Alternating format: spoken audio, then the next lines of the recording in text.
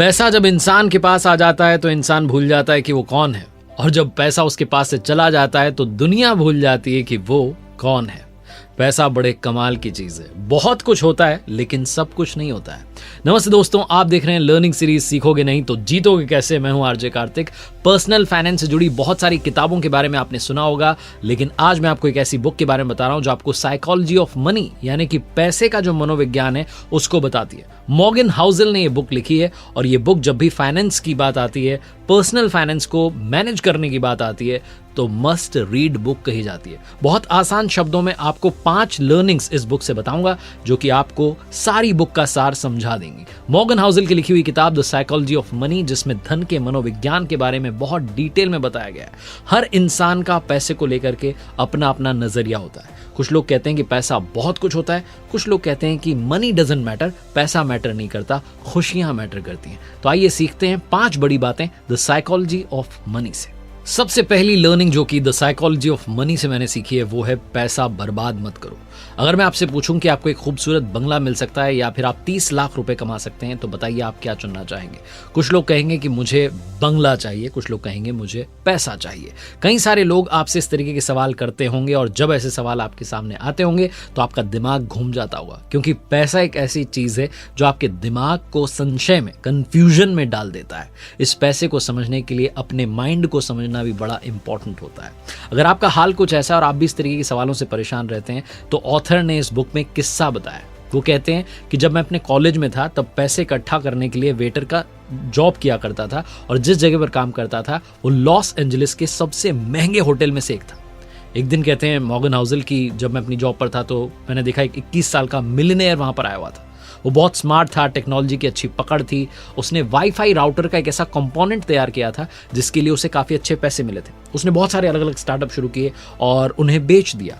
Money management में हालांकि वो खास नहीं था, क्योंकि उस लड़के को अपने पैसे की नुमाइश करना, दिखावा करना, शो ऑफ करना बहुत पसंद था। जहां भी जाता था अपने साथ में नोटों की गड्डी लेकर के जाता था, और वेटर को भी कई बार टिप के नाम पर मोटी नोटों की गड्डी दे देता था। एक बार जब वो एक शॉप पर पहुंचा तो दुकानदार ने उसे पैसे के बदले सोने के सिक्के दिए। तो आप सोचिए कि उसने क्या किया होगा। वो समुद्र के किनारे गया और बीच साइड जाकर के अपने दोस्तों को भी सिक्के दिए और कहा चलो फेंकते हैं, किसका कितनी दूर जाता है सिक्का। इस तरीके की हरकतें उसने की, और एक दिन ऐसा भी आया जब वो एक होटल के लैंप से टकरा गया था, और उसकी वजह से वो लैंप टूट गई थी। लैंप टूटने की वजह से जो होटल मैनेजर था उसने कहा कि भाई $500 का खर्चा है। तो इस लड़के ने वहां तमाशा किया। इसने होटल के मैनेजर को $5000 दिए और कहा कि ले जाओ, जितने लैम्प ठीक कराने करा लो, और दोबारा मुझे अपनी शक्ल मत दिखाना। अगर आप ये किस्सा जब सुन रहे हैं तो आपको लग रहा हो कि ये फेक है, फर्जी कहानी, ऐसा कुछ नहीं है। ये सच में हुआ।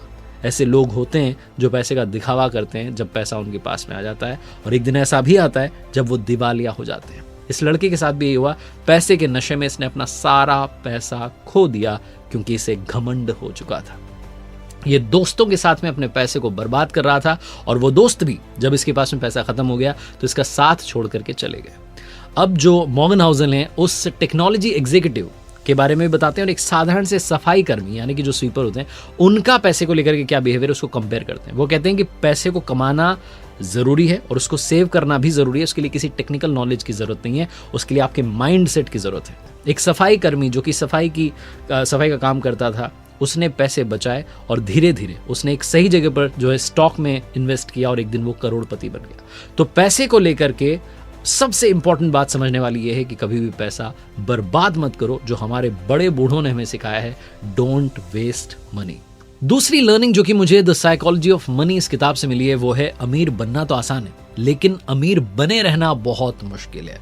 और अमीर बने रहना मुश्किल है तो उसमें काफ़ी सारे लोग जो हैं फेल हो जाते हैं। आपने देखे होंगे वो लोग जो बिजनेस स्टार्ट करते हैं, बड़े अमीर रहते हैं, बड़ा शो ऑफ करते हैं, और समय बीतने के साथ में फिर वो टूट से जाते हैं, अपनी अमीरियत को बरकरार नहीं रख पाते हैं। इसलिए अपने करियर में, बिजनेस फील्ड में, स्टॉक मार्केट के इन्वेस्टिंग में सक्सेस पाने के लिए सबसे इंपॉर्टेंट बात यह है कि आप लंबे समय तक सर्वाइव करें। और इसे समझने के लिए आप समझिए वॉरेन बफेट का एग्जाम्पल, जिनके साथ में बहुत सारे ऐसे इन्वेस्टर्स थे जिन्होंने स्टॉक मार्केट में इन्वेस्ट किया था, लेकिन वॉरेन बफेट की तरह लगातार सक्सेसफुल नहीं बन पाए, क्योंकि वो लंबे समय तक स्टॉक मार्केट में सर्वाइव नहीं कर पाए। अमीर बनने के बहुत सारे तरीके होते हैं। आप कोई भी काम करके अमीर बन सकते हैं, लेकिन अमीर बने रहना बिल्कुल वैसा ही मुश्किल काम है जैसे कि सक्सेसफुल बने रहना। सफलता मिल जाती है। आजकल डिजिटल की दुनिया में वायरल कोई भी कभी भी अचानक कहीं से हो जाता है, लेकिन वायरल होते रहना बहुत मुश्किल काम होता है। इस मुश्किल काम का सीक्रेट ये है कि आपको एक्सेप्ट करना होगा कि दुनिया में कोई भी चीज़ हमेशा के लिए नहीं रहती। अगर आपके पास में कोई चीज़ आज है तो उसकी वैल्यू कीजिए और ये समझ के चलिए कि इस दुनिया में नथिंग इज परमानेंट, कुछ भी परमानेंट नहीं है, सब कुछ टेम्पररी है। तो आप बहुत तरीके से सलीके से चलेंगे और आप दुनिया में सक्सेसफुल बने रहेंगे। ये फॉर्मूला आपको मिल जाएगा। जैसे इस बुक के ऑथर मॉर्गन हाउसल ने कहा कि रिच होना और रिच बने रहना आसान नहीं है, इसीलिए जैसे आज हमारा सेफ है लेकिन फ्यूचर भी सेफ रहे इसकी कोई गारंटी नहीं है। अगर हमने आज फ्यूचर के लिए कुछ प्लानिंग नहीं की, अगर आप इन्वेस्टमेंट प्लान देख रहे हैं जो कि आपकी सेविंग्स को मैक्सिमाइज करें और फ्यूचर गोल्स जैसे कि रिटायरमेंट, बच्चों की एजुकेशन या फिर बच्चों की शादी या फिर आपका कोई भी और फाइनेंशियल गोल हो, तो इन सब के लिए सबसे परफेक्ट सोल्यूशन है, वो भी guaranteed and tax free maturity benefits के साथ Max Life guaranteed savings plan.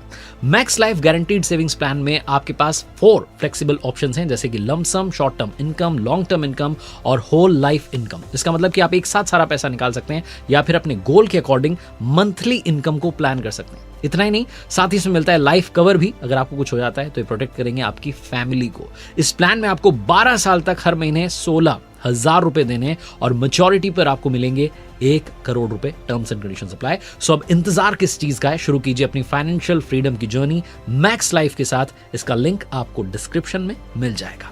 तीसरी बड़ी लर्निंग जो कि इस बुक से मिलती है, नो वन इज क्रेजी। दुनिया में कोई भी मूर्ख नहीं है। अगर आपको बहुत सारे लोग ऐसे दिखते हैं जो कि पैसों के साथ में मूर्खता वाला व्यवहार कर रहे हैं, आपको लगता है कि क्या कर रहा है, पैसे उड़ा रहा है, तो मूर्ख नहीं है, बेवकूफ नहीं है। आजकल की जनरेशन कई बार ऐसा लगता है कि शो ऑफ करने में पैसा खर्च कर रही है, गेमिंग के पीछे दौड़ रही है, लॉटरी का टिकट खरीद रही है। तो लोग वही काम कर रहे हैं जो उनका माइंड करना चाह रहा है। कई लोग गरीब होते हैं, उनको लगता है कि हम इमरजेंसी के लिए पैसे अरेंज नहीं कर सकते, लेकिन अभी जो है उसको तोड़ा लेते हैं, अभी तो जीवन को जी लेते हैं। तो लोगों का जो एटीट्यूड है वो पैसे को लेकर के अलग अलग प्रकार का है। कई सारे लोग ऐसे भी हैं जो कहते हैं कि पैसों की सेविंग करना हमारे लिए पॉसिबल नहीं है, क्योंकि हम जितना कमा रहे हैं उससे ज़्यादा खर्च हो जा रहा है। तो इसलिए हम ये सोचते हैं कि जो भी है बस उसको जी लो। ऐसे कई सारे लोग होते हैं जो बड़ी गाड़ियों के बारे में सोचते हैं, बड़े घर के बारे में सोचते हैं, महंगे स्कूल के बारे में एडमिशन कराने का सपना रखते हैं। तो अगर आपको ये चीज़ें आसानी से मिल चुकी हैं तो आप उनकी कद्र करना शुरू कीजिए, क्योंकि ये चीज़ें कई लोगों के लिए आज भी एक सपना ही है।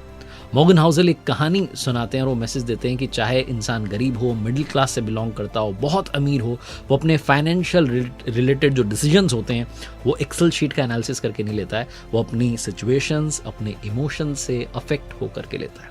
ऐसा हो सकता है कि जो फैसले मैं लूँ वो आपको बेवकूफ़ी भरे लगें, या ये भी हो सकता है कि आप जो लें वो मुझे लगे कि क्या फ़ैसला आपने ले लिया। तो हमारी जो ग्रोथ है वो इस पर डिपेंड करती है कि आसपास की जो सिचुएशन चल रही है, जो हमारे इमोशंस चल रहे हैं, उनको हम किस तरीके से मैनेज करते हैं, अपने पैसे को किस तरीके से मैनेज करते हैं और उसका सही इस्तेमाल करते हैं। जब भी आप शेयर खरीद रहे हैं तो आप ये याद रखिए कि किसी ने वो शेयर बेचा है। इसका मतलब कि जब कोई आपको शेयर आप खरीद रहे हैं तो आप उसे सस्ता समझ के खरीद रहे हैं, लेकिन दूसरा इसलिए बेच रहा है क्योंकि उसको महंगा लग रहा है। कुल मिलाकर के कहने का मतलब ये है कि लोगों को हमेशा यही लगता है कि वो बढ़िया डील कर रहे हैं, और हो सकता है कि उस वक्त के लिए वो बढ़िया डील भी हो। आज से 20 साल पहले अगर किसी ने अमेजॉन के शेयर लिए होंगे तो आज वो 2600% के फायदे पर बैठा होगा। हो सकता है कि उस वक्त किसी ने अमेजॉन के शेयर लिए ही ना हो। तो कुल मिलाकर के कहने का मतलब यह है कि पैसे को लेकर के कोई भी मूर्ख नहीं है, वो अपने आसपास की सिचुएशन, अपने इमोशंस के हिसाब से डिसीजन ले रहा होता है। चौथी लर्निंग जो कि इस बुक से मिलती है, पैसा कभी भी काफी नहीं होता। हमेशा आपको ऐसा लगता रहेगा कि पैसा और मिल जाए तो बढ़िया रहे, लेकिन यही दुख का कारण है। साइकोलॉजी ऑफ मनी के बारे में बताने के लिए कोलकाता के रजत गुप्ता का एग्जाम्पल देते हैं ऑथर। कहते हैं कि 40 साल की उम्र में अनाथ होने के बावजूद एक बड़ी कंपनी के सीईओ बन गए थे। 2008 में उनके पास में $100 मिलियन थे। वो चाहते तो इंटरेस्ट इनकम के जरिए बैंक में पैसा रखा रहता और उसके जरिए ही वो इंटरेस्ट इनकम से कुछ और पैसे कमाते, लेकिन वो उससे संतुष्ट नहीं थे। वो करोड़पति से अरबपति बनना चाहते थे। लालच आ चुका था और उन्होंने ऐसा काम किया जिससे उनकी बरसों की बनाई हुई जो रेपुटेशन थी वो मिट्टी में मिल गई। बोर्ड मीटिंग में जो सीक्रेट इंफॉर्मेशन मिलती थी उसे फाइनेंशियल प्रॉफिट के लिए बेच देते थे और इनसाइडर ट्रेडिंग के गुनाह में उन्हें जेल भेज दिया गया। रजत गुप्ता के इस एग्जाम्पल से ऑथर समझाना चाहते हैं कि ऐसे बहुत सारे लोग हैं जिन्होंने अपने फाइनेंशियल गोल को अचीव कर लिया, लेकिन दूसरा फाइनेंशियल गोल तुरंत अचीव करना चाहते हैं। ऐसे लोग रुकते नहीं हैं और इसी चक्कर में लालच कर बैठते हैं, और लालच जो है सब कुछ तबाह कर देता है। ज्यादा पैसों का लालच, पैसा तो कभी भी आपको काफ़ी नहीं लगेगा, कभी भी आपको ऐसा लगेगा कि पर्याप्त है, आपको लगेगा थोड़ी और भूख जो है बची है। तो अगर आप यही सोचते रह जाएंगे, दूसरों से अपनी फाइनेंशियल ग्रोथ को कंपेयर करने लगेंगे, तो इस वक्त की जो शांति है, जो इस वक्त का सुकून है, उसे खो बैठेंगे। और आखिरी लर्निंग जो कि इस बुक से मिलती है, द साइकोलॉजी ऑफ मनी के ऑथर मॉर्गन हाउसल कहते हैं कि लक और रिस्क दोनों भाई भाई हैं।